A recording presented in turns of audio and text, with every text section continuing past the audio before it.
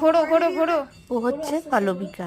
মালবিকার কালকে আমি একটা মেকওভার করেছি আর কি। হ্যাঁ, তোমরা আমার গলার সাউন্ডটা একটু ইগনোর করো, কারণ আমি প্রচণ্ড ঠান্ডা লেগেছে।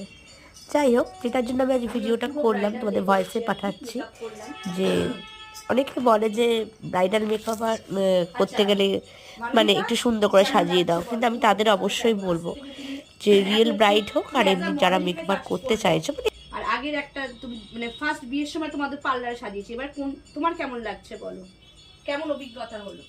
আমার তো ভীষণ ভালো লাগছে। আমার তো এই লুকসটা দেখে মানে নিজেকেই নিজে চিনতে পারছি না, মানে আগের সাজ আর এখনকার অনেক অনেক ডিফারেন্স। আমার খুব ভালো লাগছে, আমি খুব স্যাটিসফাইড। মানে আমার থ্যাঙ্কস টু রুমকি দি।